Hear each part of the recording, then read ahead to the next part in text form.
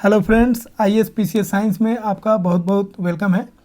तो फ्रेंड्स, यहाँ पे हम लोग क्या करने वाले हैं, तो जो हम टॉपिक पढ़ाए थे, टॉपिक 1 जो मैटर हम पढ़ाए थे लूसेंट केमिस्ट्री का, तो लेक्चर 1, लेक्चर 2 और लेक्चर 3 जो है वो मैटर से संबंधित है, जो आपको ऑलरेडी हम पढ़ा चुके हैं। तो उसको आप एक बार देख लीजिए। उसके बाद अगर इन क्वेश्चन को आप करेंगे तो आपको बहुत मज़ा आएगा और बहुत आसानी से आप इन क्वेश्चन को कर सकते हैं। ठीक है, तो उसका लिंक हम डिस्क्रिप्शन बॉक्स में दिए हैं।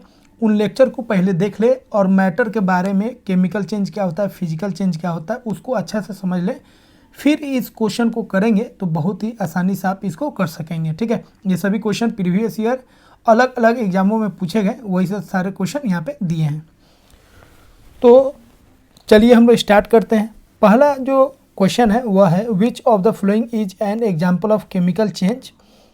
A, dispersion of white light into the light of 7 colors when passed through a prism. B, softening of vegetable when cooked. C, wet soil lamp when dried get fragile. D, dissolving of salt in water. तो friends, यहाँ पे chemical change बताना है, तो इन सभी को ध्यान से देखिए। Dissolving of salt in water, तो ये फिजिकल चेंज हो जाएगा। ठीक है, अगर हम बात करेंगे softening of vegetable when cook, तो ये केमिकल चेंज हो जाएगा।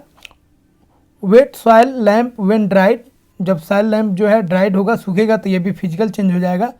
और कोई लाइट अगर डिस्पर्सन कर रहा है, मतलब लाइट का डिस्पर्सन हो रहा है प्रिज्म के द्वारा, तो वो भी क्या हो जाएगा, फिजिकल चेंज हो जाएगा।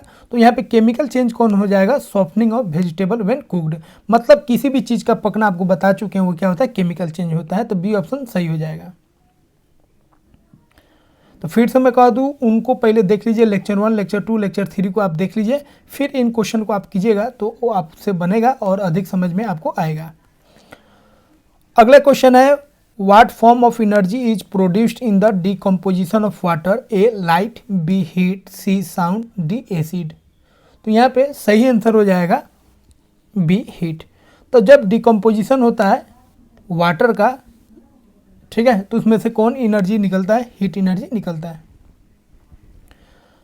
अगला क्वेश्चन है, an example of physical change? A, blackening of silver ware, B, burning of candle, C, making of curd from milk, D, dissolving of sugar in water. तो डी ऑप्शन को आप देखिएगा, तो dissolving मतलब कोई भी सॉल्यूशन बना रहा है, यहाँ पे शुगर और वाटर का सॉल्यूशन है, तो कौन चेंज हो जाएगा, फिजिकल चेंज हो जाएगा।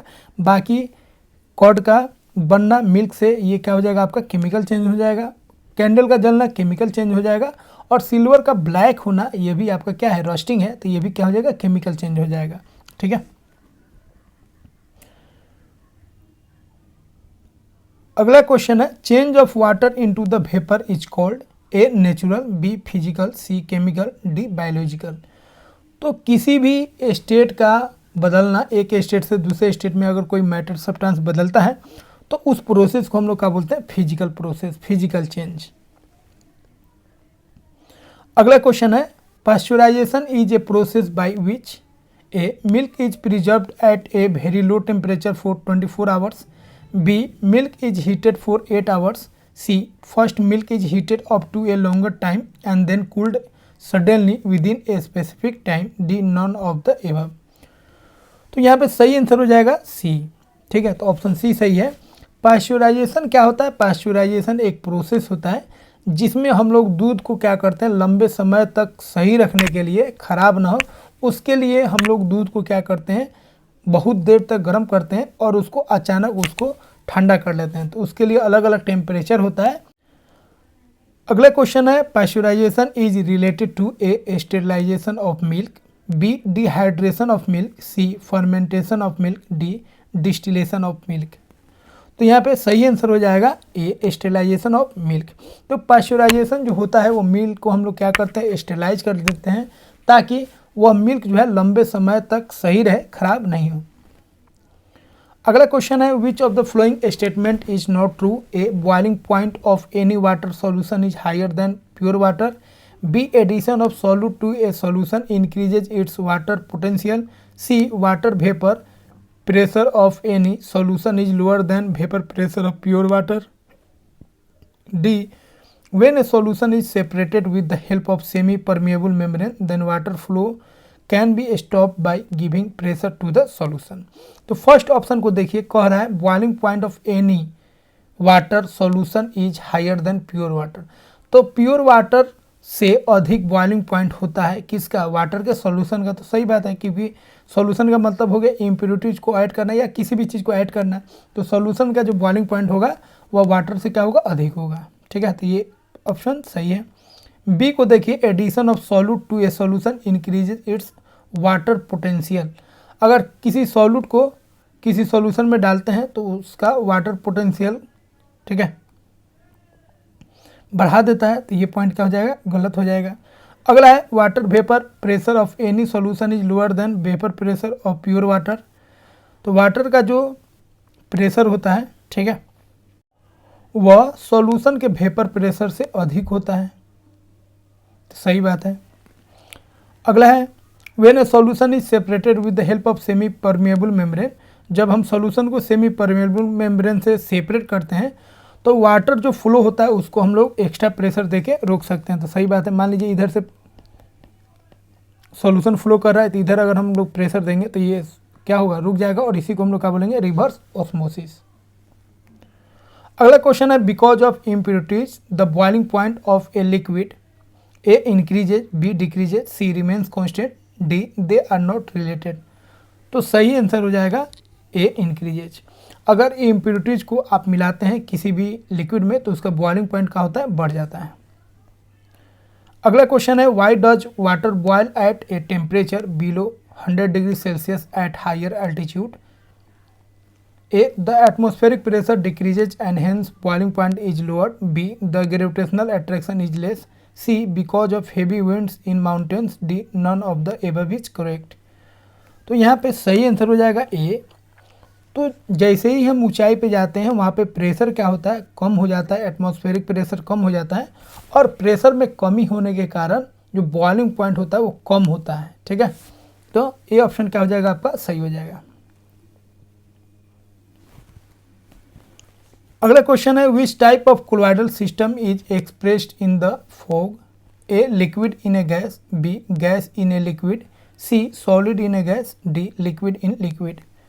तो यहाँ पे सही ऑप्शन हो जाएगा लिक्विड इन ए गैस। तो लिक्विड जो होता है गैस में डिस्पर्स्ड होता है, किस में, कौन कोलॉइडल सिस्टम में, फॉग। तो फॉग एक कोलॉइडल सिस्टम है, एक कोलॉइडल सॉल्यूशन है जिसमें लिक्विड जो होता है डिस्पर्स्ड होता है गैस में। अगला क्वेश्चन है the technique of chromatography is use to A identify colour substance, B determine the structure of substance, C dry distillation of colouring substance, D separate the substance from a mixture. तो mixture को separate करने के लिए, mixture का जो भी component है separate करने के लिए हम लोग किसका इस्तेमाल करते हैं, क्रोमेटोग्राफी का। तो डी ऑप्शन सही हो जाएगा। अगला क्वेश्चन है process of solid camphor into camphor vapour is called, A vaporisation, B freezing, C melting, D sublimation. तो फ्रेंड्स आपको हम बता चुके हैं कैम्फर जो होता है वो सॉलिड होता है, ठीक है, और वो डायरेक्टली जब वेपर में बदलता है तो इस प्रोसेस को हम लोग क्या बोलते हैं, सब्लिमेशन, और कैम्फर को क्या बोलेंगे, सब्लिमेट।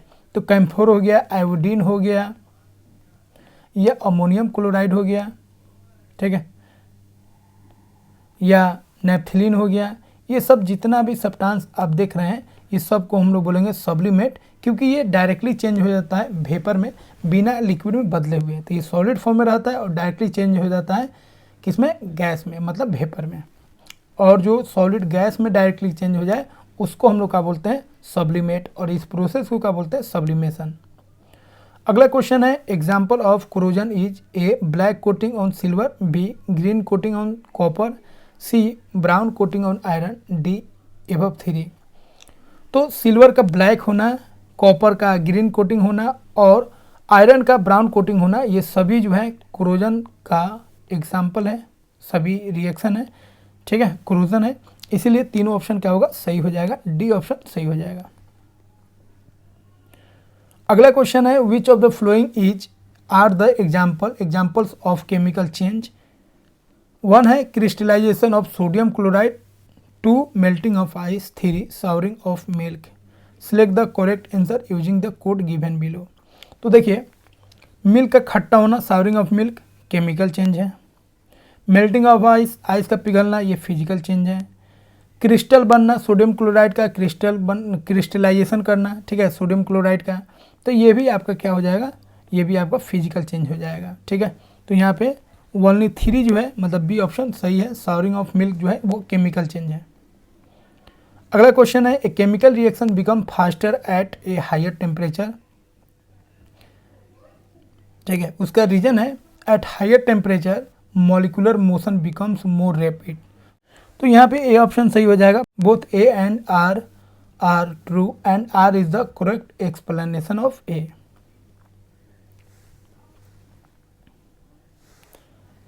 अगला क्वेश्चन है, give a thought to this statements. Statement A है, temperature below 0 degree Celsius is achieve by the mixture of salt and ice. Reason है, salt increases the freezing point of ice in the context of above statement which one of the following is correct. तो देखिए बोलता है temperature below 0 degree Celsius is achieve by the mixture of salt and ice.